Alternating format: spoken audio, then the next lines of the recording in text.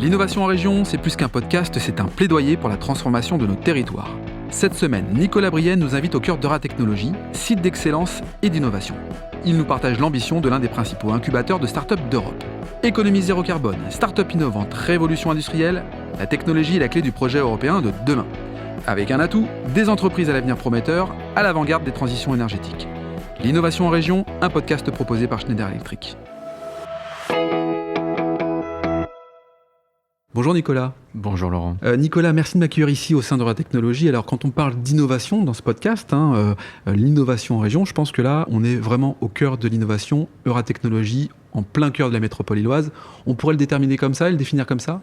Vous êtes tombé pile au bon endroit. Ouais. C'est quand même le premier lieu d'innovation en Europe. Ouais. Quand on y pense, c'est un peu dingue. C'est-à-dire que c'est pas à Stockholm, c'est pas à Berlin, c'est même pas à Paris que ça se passe. C'est Lille. C'est Lille, le plus grand lieu d'innovation en Europe, Euratechnologie. En fait, si on regarde les choses, Lille, on peut dire que c'est le nord de la France, on peut aussi dire que c'est le centre de l'Europe. Ouais. Ici, on a 1 heure de Londres, 1 heure d'Amsterdam, 1 heure de Paris. Et c'est ce qui fait qu'avec cette position incroyable, on se retrouve au cœur de l'innovation technologique européenne. Alors je te cache pas que dans le cadre de la série de l'innovation en région, on est allé voir différentes startups en fait, qui ont vraiment un impact en fait sur l'industrie, sur la transformation digitale, sur la décarbonation, sur la notion de l'énergie. Et c'est le sujet que j'aimerais aborder avec toi aujourd'hui. Mais peut-être qu'avant d'aborder ces sujets stratégiques à fort enjeu pour la France et le territoire, est-ce que tu veux bien te présenter à nous en 2-3 mots ? Je m'appelle Nicolas Brienne, donc je suis le président du directoire d'Euratechnologie, premier lieu d'innovation en Europe, comme je le disais à l'instant. Et moi, tout le fil conducteur de ma vie, en fait, ça a été le service de l'intérêt général. Ouais. À chaque fois que je suis allé dans un job, c'est parce qu'il y avait un défi qu'on me posait pour avoir un impact sur la vie des gens. Donc j'ai fait du cabinet ministériel, j'ai levé des fonds pour l'école polytechnique et je me suis retrouvé là un petit peu par hasard président du directeur d'Euratechnologie, qui est en fait un projet absolument dingue quand on y pense, parce que qu'est-ce que c'est que notre mission ? C'est en fait, ici, il y a 20 ans, ça n'existait pas. C'était une friche industrielle. C'est clair, ouais. C'était la plus grande usine textile d'Europe, en ruine. Et en l'espace de 12 ans, on en a fait le premier lieu d'innovation en Europe. On est passé des machines à coudre à la Silicon Valley, ce qui est un truc assez dingue, parce que du coup, la manière dont on envisage la tech, la technologie, l'innovation à Euratechnologie, elle est complètement différente de ce qui peut se passer ailleurs dans le monde. C'est-à-dire que l'idée ici, c'est d'avoir un impact social et environnemental positif sur un territoire. Comment est-ce qu'on prend une friche industrielle pour en faire un lieu d'innovation avec du numérique responsable et un impact positif sur la vie des gens? Ça, c'est la spécialité d'Euratechnologie. Et en fait, moi je me disais, là je regardais la carte du monde, je me dis qu'en fait, qui a cette expertise ? Prendre une friche industrielle et la transformer en lieu d'innovation numérique. Il n'y a pas grand monde, et Euratechnologie, c'est ce qu'on a réussi à faire ici à Lille, sur le site donc, de Leblanc-Lafont, historique. Et puis également, on a exporté ce savoir-faire, pas très loin d'ici, à Roubaix, sur l'ancien siège social de la Redoute, Blanchemaille, et à Willem. À Willem également, et puis même au-delà de la région, en fait, partout en Europe, vous avez des délégations. Encore là, il y a quelques mois, le gouvernement turc qui se déplaçait, une délégation palestinienne, qui en fait viennent s'imprégner du savoir-faire Euratechnologie et qui nous disent en fait, comment est-ce que vous avez réussi à transformer l'innovation en quelque chose de positif pour un territoire ? Donc c'est le savoir-faire à la française, mais à la lilloise, quand je t'écoute parler. Alors la spécificité aussi ici, c'est qu'on est dans un écoquartier, avec un objectif que tu évoquais tout à l'heure, devenir le premier incubateur zéro carbone dans le monde. C'est hyper ambitieux quand même. C'est hyper ambitieux, mais en même temps, c'est notre ADN. C'est-à-dire que là, on parle d'un écoquartier des années 2010. Donc bien avant qu'on commence à se fixer des objectifs COP21, on était vraiment Euratechnologie en train de se dire comment est-ce qu'on a un impact social, environnemental positif sur le territoire. Et ça, on ne pouvait pas le faire autrement qu'en visant des stratégies bas carbone. Et donc moi, je vais plus loin là maintenant, j'ai pris mes fonctions le 5 juillet dernier, et je dis, nous allons devenir le premier incubateur au monde zéro carbone. C'est hyper ambitieux, mais ça fixe la ligne d'horizon. Et je crois qu'en travaillant à la fois sur nos métiers, sur nos expertises, et puis en donnant l'exemple, on est capable d'y arriver. Nicolas, on parle de transition aussi énergétique, de décarbonation. Concrètement, quelles sont les actions pour bien comprendre comment Euratechnologie s'implique dans ces enjeux majeurs en fait ? C'est à la fois très simple et très général. Moi, je crois que fondamentalement, il faut réinventer ce qui est normal. Qu'est-ce qui est normal pour un fondateur de start-up ? Est-ce que ce qui est normal, c'est d'aller maximiser le taux de clic sur une bannière publicitaire, ou est-ce que ce qui est normal, c'est de penser dès le premier jour où on crée sa startup à son impact social et environnemental? Et donc nous, dans la manière dont on va accompagner nos boîtes, dès le premier jour, on va mettre au cœur cette question de l'impact social et environnemental. Concrètement, et ça change tout. C'est-à-dire que je vais prendre un exemple. Quelques exemples très simples. On a des expertises connues, reconnues sur le retail et le e-commerce. Ouais. Bon, comment vous voulez envisager la question du retail et du e-commerce sans penser à vos cycles, je pense, sur les déchets, sur les emballages. Comment est-ce que dans notre expertise PropTech, donc sur l'immobilier, vous pouvez ne pas envisager votre consommation d'eau, d'électricité et ainsi de suite. C'est des choses qu'on va devoir mettre au cœur, sinon les business tout simplement ne sont pas durables. Ici, il y a un mot en anglais qu'on prononce souvent à Euratechnologies, c'est future-proof. Okay. On dit l'innovation, elle doit être future-proof, c'est-à-dire qu'elle doit résister au futur. De la même manière qu'on a waterproof ou bulletproof, future-proof. Ça veut dire quoi concrètement? Ça veut dire que l'innovation, vous pouvez être innovant 6 mois. Nous, ce qu'on invente à Euratechnologies, c'est pas des gens qui sont innovants 6 mois, c'est des gens qui vont durer, qui vont résister aux vagues d'innovation futures. Et donc, dont les innovations vont traverser les vagues technologiques. Changer le monde. Aujourd'hui, très concrètement, vous ne traversez aucune vague technologique si vous n'intégrez pas, dès le premier jour, les enjeux de décarbonation. Ça, c'est hyper important ce que tu dis là, parce qu'effectivement, la notion de l'innovation, la définition de l'innovation, toi, tu la vois sur du long terme. L'innovation doit durer et doit évoluer, mais en ayant un impact en fait sur la vie des gens, sur la vie des entreprises, sur la planète, sur les enjeux même qu'elle peut proposer. Je vais prendre un peu de hauteur et je vais te demander de regarder un peu dans le rétroviseur sur ce que tu as vécu ces derniers mois. En fait. Ces derniers mois, on s'est pris confinement sur confinement sur confinement. Et en fait, on a parlé de distanciation sociale, sauf qu'en fait, on n'a pas eu de distanciation sociale. On a juste eu une distanciation physique.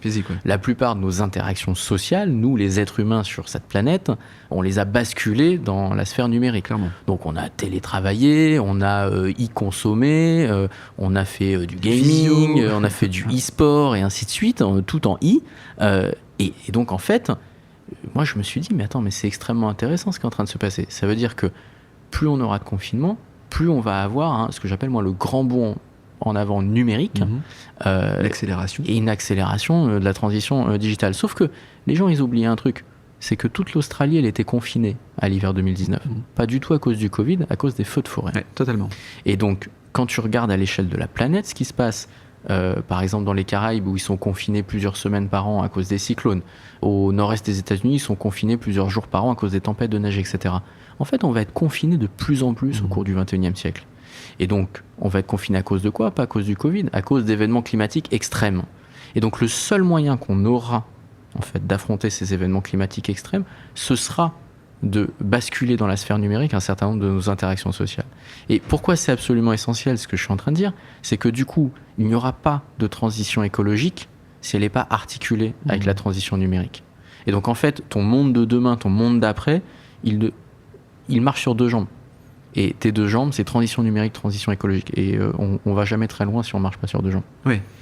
D'autant plus que ce que tu es en train de dire là, c'est que finalement, ces confinements sont un avant-goût en lien avec les événements majeurs climatiques qui arrivent dans certains pays, qui pourront arriver aussi en Europe et pour lesquels il faudra s'adapter, malheureusement. C'est exactement ça. Les feux de forêt en Australie, demain on aura les mêmes sur la côte d'Azur. Les tempêtes, on pourra très bien avoir les mêmes sur la côte atlantique. Et donc, se dire que les phénomènes climatiques extrêmes vont entraîner des transitions digitales massives, ça, il faut l'avoir bien en tête quand on envisage en fait une économie zéro carbone et numérique. Et oui. Alors, on parlait d'une autre transition quand même, la transition agronomique, qui est quand même majeure. J'ai eu l'occasion de rencontrer Mathieu Tout-le-Monde, le dirigeant d'une société qui s'appelle Terre à Terre, et qui dit pas de neutralité carbone sans transition de l'agriculture. Là, on voit bien aussi que l'industrie, quelque part, de l'agriculture, elle est concernée. Comment, finalement, Euratech intervient aussi sur cette industrie agricole ? On voit bien qu'il faut qu'on réinvente complètement le rapport entre l'homme et la nature. Et la transition écologique, c'est une transition agronomique. On le voit là aujourd'hui quand, par exemple, vous avez des viticulteurs qui vous disent en Champagne qui vont être bientôt concurrencés par les mousseux britanniques, parce que du fait du changement climatique, vous avez des transitions agronomiques extrêmement importantes à l'échelle des territoires. Vous avez des vins de Bordeaux ou des Châteauneuf-du-Pape qui vont devenir totalement imbuvables, là où vous allez avoir des Gewürz et des vins allemands qui vont devenir absolument incroyables. Et donc ce que je veux dire, c'est que il ne peut pas y avoir de transition écologique sans repenser en fait la technologie comme un tiret entre l'homme et la nature, et non plus comme une fracture entre l'homme et la nature. Et c'est ce que nous faisons à Euratechnologies. On est un des seuls incubateurs en Europe à avoir des champs. Et donc ça permet d'avoir un rapport à l'agrotech qui est très différent de la plupart des autres incubateurs en Europe où ils font que de l'agriculture urbaine, par exemple. Oui, c'est ça. Okay. Donc là, on est vraiment, pour le coup, de terre à terre. Tiens, comment fait une entreprise, finalement, comme Euratechnologies, pour travailler sur sa transition énergétique aussi, parce que j'imagine que toutes les startups qui sont ici, le fonctionnement, la facture d'électricité à la fin du mois ou à la fin de l'année, elle doit être sucrée ou elle doit être salée, j'en sais rien.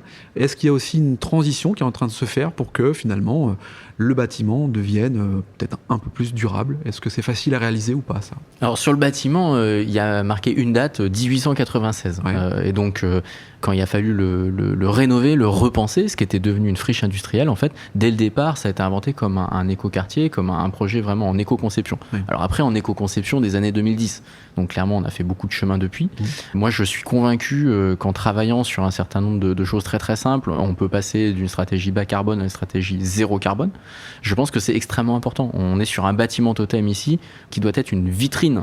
On peut pas juste se taper sur le torse en disant on va faire de la transition écologique, on va faire du zéro carbone, on va faire du tech for good, si derrière on montre pas l'exemple avec un bâtiment qui devient un démonstrateur aussi de technologie bas carbone. Alors il y a le bâtiment, il y a les fonctions support qui font fonctionner finalement ce bâtiment et qui hébergent, incubent également les pépites, les startups d'aujourd'hui ou de demain.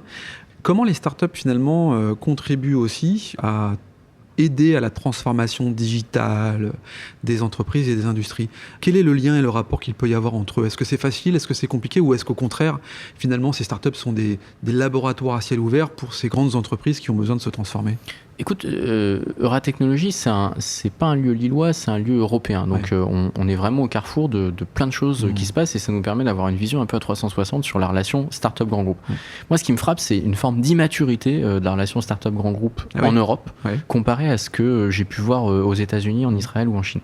En fait, si je te donne un chiffre, tu vois, les grands groupes américains investissent 6 fois plus dans les startups de l'intelligence artificielle que leurs homologues européens. Et le truc flippant dans ma phrase, c'est que c'est les homologues européens. Donc c'est pas, malheureusement, c'est pas une spécialité française. C'est quoi, cette immaturité? C'est une histoire de moyens financiers ou c'est une histoire de culture? En fait, je crois que tu mets le doigt un peu sur les deux. C'est-à-dire que concrètement, faire des POC, il y a du monde. Faire de la direction de l'innovation qui est capable d'acheter des grands stands dans des événements dont je tairai le nom parce que je n'ai pas envie de me faire d'ennemis. Il y a du monde, il y a même du budget parfois en millions d'euros. Moi, ça m'hallucine. Ça me fait vraiment même de la peine quand je les vois défiler dans les couloirs de gros événements internationaux avec, vous savez, le petit drapeau de l'entreprise, là, comme ça, où on les emmène aux zoo à start-up. Je trouve ça triste. Aux États-Unis, ils ont une vision beaucoup plus financière et donc en fin de compte beaucoup plus rationnelle de l'innovation. C'est-à-dire que concrètement, une des personnes clés sur l'innovation dans un grand groupe aux États-Unis, c'est le CFO. C'est celui qui va décider, le Chief Financial Officer, qui va décider en fait de faire une acquisition ou pas. C'est le directeur de la strat qui va décider de faire du M&A ou pas. Et en fait, ce qu'on voit, c'est que les Américains ont absolument pas de scrupules à payer très cher et à acheter des startups. Là où les grands corporates américains européens vont regarder ça avec un peu plus de méfiance, vont se dire est-ce que je suis pas en train de surpayer, etc., etc. Moi, j'en veux pour preuve. Vous voyez ce que font par exemple Visa et Mastercard. Visa est capable de racheter une start-up 5 milliards d'euros. Une start-up 5 milliards d'euros. C'est pas mal, et à côté de ça, les Européens regardent ça avec un regard narquois, voire même un petit peu de mépris. Mais à l'arrivée, qui est le plus avancé dans sa transformation digitale? Je crois qu'il faut s'en donner les moyens. On est dans une révolution industrielle comme on en a rarement connu dans l'histoire de l'humanité. ça mérite d'y investir un petit peu d'argent. Alors quand même, pour contrebalancer un peu tout ça, il y a quand même des beaux exemples parce que Euratechnologies a incubé des entreprises qui avaient simplement l'idée et qui ensuite se sont structurées. Tu as 2-3 exemples de belles entreprises qui ont fait soit des exits ou soit qui aujourd'hui sont rentrées en bourse ou sont des licornes. Enfin, Dans notre écosystème Euratechnologies, en fait, on accueille les boîtes très très très très très jeunes. Ouais. Et donc souvent, quand les fondateurs ils réussissent, ils ont même oublié qu'ils étaient passés par Euratechnologies. Ouais. Je plaisante parce qu'évidemment ils sont restés très attachés au projet. Bon, je pourrais citer un OVH par exemple. OVH est passé par Euratechnologies. Tout à fait, qui nous tient à cœur. Et puis également des boîtes qui ont fait des super exits. Je pense à Dashbox par exemple, qui a été racheté par Carrefour, qui est toujours là. Mapwise, un des plus beaux exits de la French Tech en 2021. De la French Tech, de France. Ouais. Ils ont été rachetés par ServiceNow, donc énorme groupe américain.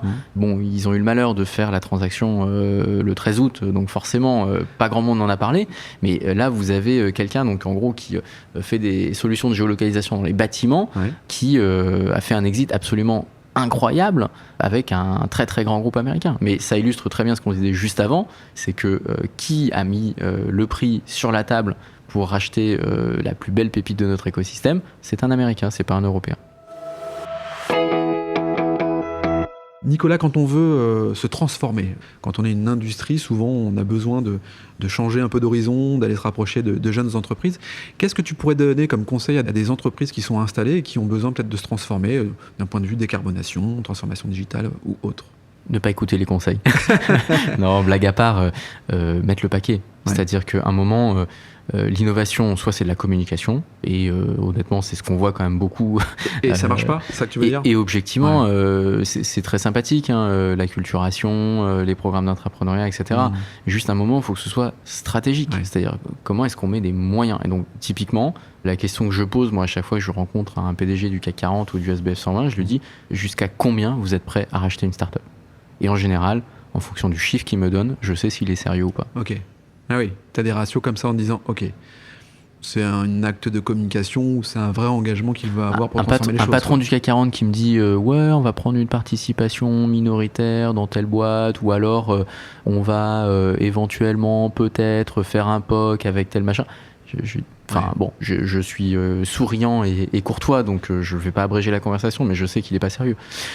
Moi, il y a un épisode, et je vais peut-être conclure là-dessus, qui m'a énormément marqué, c'est Drivey, donc leader européen de l'autopartage, racheté il y a 2 ans par Getaround, donc leader américain de l'autopartage.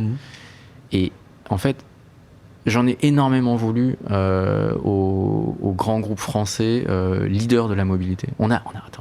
On a SNCF, on a RATP, on a Keolis, on a Eiffage, on a Vinci. Enfin, personne s'est posé la question ou personne n'a pris les risques, c'est ça ? À quel moment des gens dont le métier c'est de gérer des places de parking et des concessions autoroutières ne se disent pas, tiens, mais avec l'autopartage, juste mon business model va être impacté pour les 20 prochaines années. Et donc, ça m'a beaucoup attristé parce que Getaround, en fait, pour finir l'histoire, était en fait même pas plus gros que Drivey. Ouais. Seulement, ils étaient mieux financés. Ouais. Ils étaient mieux financés. Ils avaient des investisseurs plus solides derrière eux. Et c'est comme ça que le leader mondial de l'autopartage aujourd'hui est américain, alors qu'il aurait pu être européen. Et donc, je le dis à nos amis du CAC 40, vous avez une responsabilité historique. Et on adorait travailler sérieusement avec vous. Et venez à Lille. Et venez, non pas au nord de la France, mais au centre de l'Europe. Parce que ce qui se construit en tech n'a pas de frontières et doit être donc pensé au niveau continental. Nicolas, merci d'avoir participé au podcast de l'innovation en région, un format proposé par Schneider Electric. Merci Schneider Electric et merci à tous. À bientôt. À bientôt. Si cet épisode vous donne envie d'aller plus loin, c'est l'occasion d'en parler à Antoine Chartres, directeur régional Grand Nord. Bonjour Antoine. Bonjour Laurent. Antoine, peux-tu nous dire comment passer de l'idée aux actes lorsque l'on veut se transformer ? Laurent, c'est très simple. Les sujets de transformation digitale, de décarbonation et d'électrification sont au cœur de la stratégie Schneider Electric. Et comme on a pu l'entendre dans ce podcast, l'ambition de Schneider Electric est d'accompagner les entreprises du territoire sur ces enjeux de transformation. Pour entrer en contact avec nous, rien de plus simple, le site internet www.se.com ou mon profil LinkedIn où je me ferai un plaisir de vous répondre. C'est très simple, merci Antoine. Merci Laurent.